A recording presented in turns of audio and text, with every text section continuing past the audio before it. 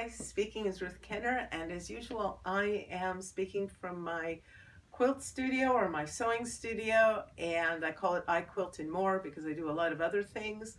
I had to take a break, unwanted. I was sick, my husband was sick, and now everything is fine.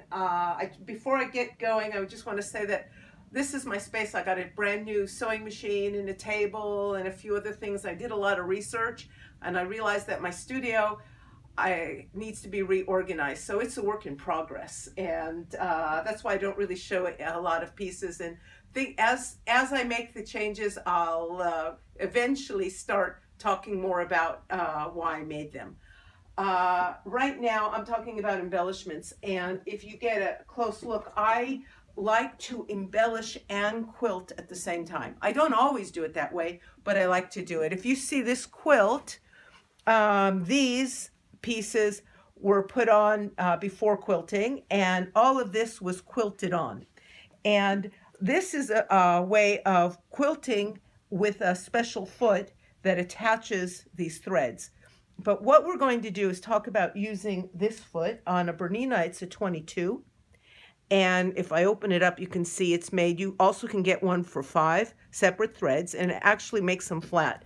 And these were attached. Now, this was much easier because it was on the side. But not only because it was on the side, it was much easier. One of the reasons is that it basically had nowhere to go. However I felt, it went. And you can see how it's quilted on the back right there. And each of these threads were guided along by the sewing machine. This is going to be a lot more difficult because you can see this quilt is raw edges. And you can see here where I already did, this is attached. These will be cut off. But this is what it's going to look like. It's going to be attached here. Now this is a lot more effort to get going. And the stitch I used was purposely messy, that I make it bigger and smaller and bigger and smaller because the machine isn't made to be doing this. I do have a foot that really embellishes well, but it's not this one, and I wanted this look. It would have been easier if I did it on the side, but that's not on the side. I'm going to use a different method. So I'm going to show you how I get this done and what my thoughts were upon doing it. Now, I have a few things that I do, and this is really important because I wanted to get rid of the raw edges. One of the things that I did is because these are kind of frayed, I use the magnifying glass, and you can see right in here if you're getting close. If you get right in close, you can see that I use this, and then I just cut as I went using this. And yes, I have gold scissors. I still get a kick out of seeing the fact that I have gold scissors. What I do is I use tape for everything. I take this tape, and it has to be magic tape, or it has to be a very soft or a very light glue underneath, because I pick up all these pieces, but I only want it to pick up the fiber. And if you're getting close, you can see that's the fiber that it's picked up. And I make sure that I do that consistently. And because this quilt, each piece I do separately, I move this quite a bit around. So, and that's really important too. And the reason why it's so important that I know that I take note is each time I check the back, or I can get a mess. So this is clean. This is the back, and you can see this has already been quilted, so I'm not worried about using a walking foot or the back going, because it's pretty heavily quilted. Even though this is being quilted on, I don't even need to do it. I'm quilting it for the way it looks, not because it needs to be quilted there. And I'm not doing a lot of specialty fibers that I did on this as much, because I made my older daughter an art quilt, and she, even though it's an art quilt, she still likes to use it. And this is going to go to my son, and if he wants to snuggle up with it, which I prefer he would put it on the wall, but I'll be happy if he snuggles up.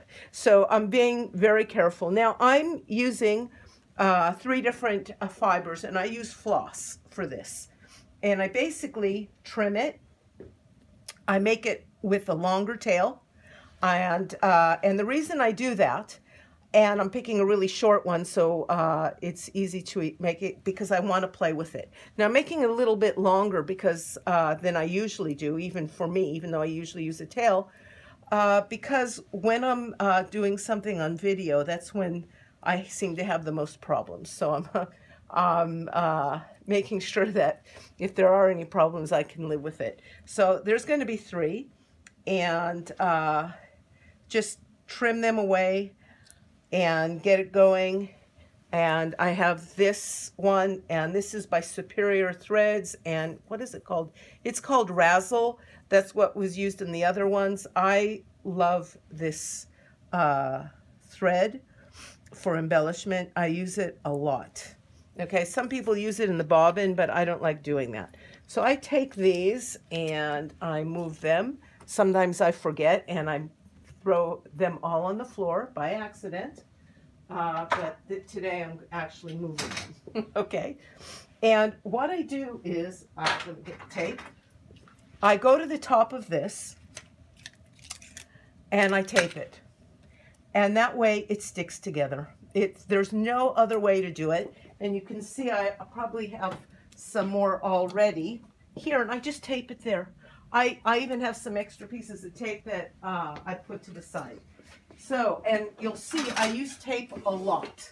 I don't know any other way of doing it. I'm going to be taking this foot and sticking it on.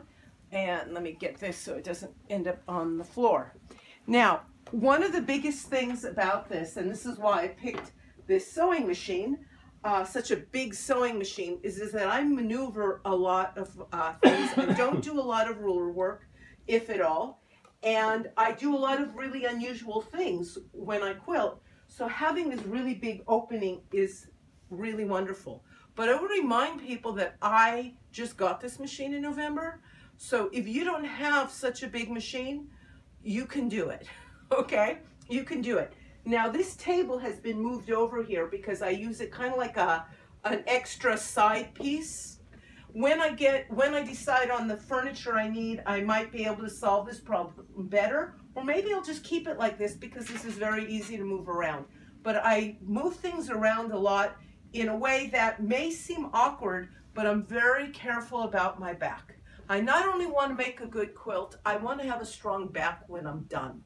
And this is always the rule for me, worrying about my back and my shoulders. Okay, so if we could move in right now, and I'm going to show you what I do. If David, you could move in. Let me get this. Okay, so this is the magnifying glass, and I'm taking it and I'm putting it aside because I will use the magnifying glass, but I'm taking it aside, and I am also, if you see here, this is the controls for the foot. Whenever I'm doing something besides actually sewing, I take this off. Okay, if it falls, then I can always pick it up. It's really important that I don't do anything to damage my hands or something, because, you know, and this baby just sews, even though I have it on low because of what I'm doing. So I move it around.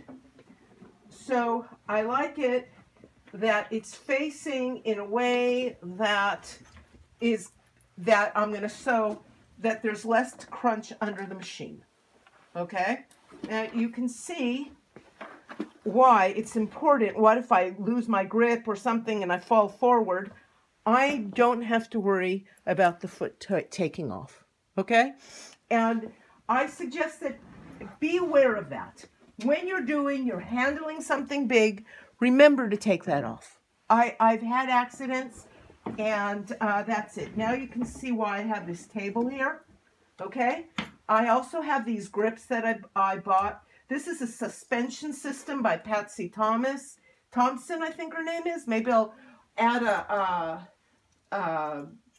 a link to this. I love them. That makes a big difference. You can see how everything's set up here really nicely. Okay, so I also, so I go ahead and I sit down, I get everything set up, and one of the first things I do is, now, is I bring up the thread. Now, this is going to make something happen here, and I'm going to explain what the system is, okay? So I put my foot down, my needle down, and then I put my needle up, okay, and I grab this. Now, on a machine like this, yeah, I press that because I wanted to start over again on 0, because I didn't want it to start working its way through the stitch. That's really important. Now, that's one thing that I do. If I was working on my old machine, or let's say you have a machine that doesn't have as sophisticated of a screen, I would actually change to a different stitch. I would move it to 1. And then when I'm ready to start stitching, I would move it to the stitch I'm using. Now, this is a really messy stitch, and I wanted it that way because this doesn't really flow. It's not made for doing the work I'm doing. And so, the sewing machine is so new to me. I'm not that good at it. So I made this that you really very forgiving to mistakes. And once in a while, you'll see I change the length often of the pattern. And by doing that, and I would do that on my other machine, I would just move the balance. By doing that, if there's a place where there's a lot of mistakes, I'm in good shape. Okay, so let me go back to that. Okay, so I have got these threads right here. Okay, and I'm going to move them back. And it's really important. I play with your machines. Like I have something here where I could knot. If I knot with this, it makes a nest on the back. Who knows why? So I'm using a different system. So I have one here. I think it was the shorter one already here. And here I take the tape and I stick it the same way. I get about where it's going to be and I stick it there. Okay. And I might just take this and use a little bit more tape if I need to, in order to keep that from making a nest. Now I open this up and I have to move it through this. And you know what, I usually do, I forget how I do it because I'm talking while I'm working. But what I do is I take one at a time and I bring it all the way over. There's the first channel. And then I do the second one, of course, just in that order. Yeah. And things that never usually happen or go wrong when I'm videoing. So, and this one is going to share with another one. I didn't want too much shiny stuff because I wanted it, it's an art quilt, but I want my son, if he chooses to, use it, then I want him to be able to not have it scratchy. So one little piece won't matter. So there we go. We take it, we close it, and it's in. Okay? And it's in. And I'm not really worried about it too much being imperfect because I added enough length. But I move it around and I want it to go right there. Okay? Right where it starts. And again, I press that and I move it. Now, I still have these, and because I'm doing really intricate work, what I do is I take tape and I tape them. It's the best method. I haven't figured out anything better than when I want limited hand space and I tape it. And you can see, now I can't knot it, so I have another way of doing it. When I had my old machine, I had another stitch set up on very tiny stitches, and that's how I would lock things. On this, I use my foot control that I set up in the setting that will lock it, okay? And that's what I do. Now, I'm going to show something a little different that people do. I do use gloves. Sometimes I take them off and on. But what is different is all the sites and all the teaching places say to keep your hands flat when you're working, especially when you're quilting. But I have found that I cramp up. It could be when I was a kid, I broke my arm several times, more than twice. It could be because of that, or it could be, who knows. All I know is I end up grabbing things quite often like this, and it keeps my arm. That's not an example. It's a little bit different. I think that I have some problems with my hands, and that's the worst that happens because of it, then no big deal. Okay, so I'm going to do that. Now, I have here, now this is a little bit scratched up, but I could still see through it. And it's really important when I'm looking right here. If you could bring the camera in, if you could see through the magnifying glass, I'm looking there because that's where it's going to stitch, because I want it to cover up this. Okay, that's what I'm doing. So I'm going to put the, let me see, put the foot down. I also have a hovering, but I'm still not as good as that. Good. I'm still not used to it, you know, because it's a new machine. So I haven't been using the hovering, and I think that I have a problem here with these threads. So I don't know why. So I'm going to have to grab these and pull them past that and see what happened. So, yep, I have to fix that because that's not it. It's not the kind of quality that I'm looking for. And that's really important that we do that. And this doesn't give me a big enough space. It's really important that we do things in a way that we have results that we're proud of. So even if you take a little bit of extra time, that's my method. See how I pulled it through? And that's why I leave a long tail, okay? So, and now I have moved that. All right, now I am going to do this, okay? And, boy, yeah, there we go. Okay, so I'm going to do this, and what I do is I'm doing I'm doing the back, a method that's not made for the beginning. It's made for the end. But like I said, this machine, I don't think that you want to be able to figure out. And I haven't plugged this in yet because that's what I do. So now you can see. It's not so bad having to plug it in and have to restart. Nothing is more important than not putting a hole through your finger, okay? Because that's what could happen. Breaking a needle, but putting a hole through your finger is not something you want to do. So there we go. I'm locking it with the system that's not made to do that. And then we begin, and I sew. Now I have it on a pretty slow. I usually do things faster, but because I'm not good at this yet, this is a new machine, and even though it works a lot better than my old machine. Now, what's really important is this doesn't get caught up on anything, that it's going smoothly. I press this, and I get to the end, okay? And when it stops, it'll go up and tell me. But sometimes I don't even bother doing that. I just switch it. I just stop. But you'll see.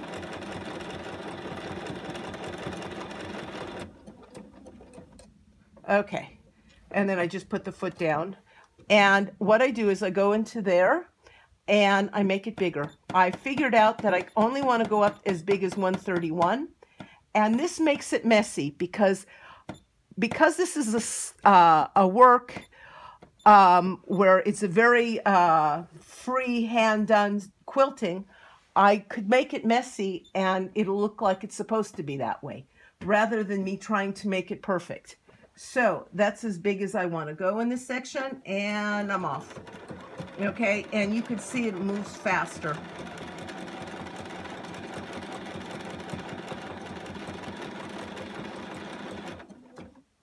Okay, and I'm checking all the time. I'm fighting myself, but I'm getting used to looking in this little section. My other feet that I use for embellishments are either open or they've got a clear sole. But this one doesn't, or has a clear something, so I can get a better look at what's going on. Okay. And I'm doing And for the video, I'm doing a rather easy one that doesn't have as many bends and turns because I know how that messes up. So you can see, and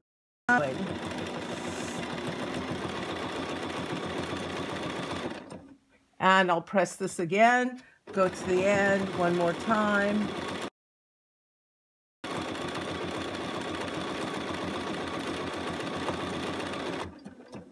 And let me get this down to 1. Oops, did too small. Let me get it up there. And in my other machine, I had it was a lot more difficult to play with it when I did things like this, but it's also possible. Don't wait until you have as good of a machine as this. If you don't have the money or if you don't have the time or the capability of getting one, go ahead and work. I just got in November. So, and I started this quilt a long time ago. So there we go. It's at 110. And before I get to the bottom of this, I'm going to move it back to 100 because I like to finish and start that so I know about where I'm going. And there we go. Let me get to the bottom of this. So I think that I might be here soon. Okay, and how close am I to the end? Pretty close. Okay, so I should be okay. Okay, and now I go down with my foot because it's more comfortable. I pull it and I go. Okay, and I might just go another foot again and stop. Yeah. Okay. And tie it off again because I didn't like where I stopped. Okay, so I pull it and you could take it in really close. And I leave these tails on. I do take off the tape. I leave on the tails, and they will come off, and nobody will see it when the cross section is embellished on. It'll be embellished on differently. I check the back. It's so important, and you can see the back looks wonderful. I just have to trim it, but the back looks wonderful. It's really important to have a clean back. And there you go. I get it out. Take this off, okay? And I get it back up, straight up here, move it back, and I'm ready to do, yes, something always falls, but I'm ready to do the next section. So what I did today, I did here, and I did here. I'll clean up here, and all this section will be done. And hopefully in a week or two, I'll show you how I do the flying geese, and it's going to be quite a bit different. These pieces I'm doing last because the turns I'm not that good at yet on this machine, but hopefully it'll get a lot better. So that is about it, and I hope that you understood something from all this rambling on, because I really loved it. Okay, so subscribe if you like it, share it, and hopefully we'll all get a lot of quilts done. Okay, thank you. Bye.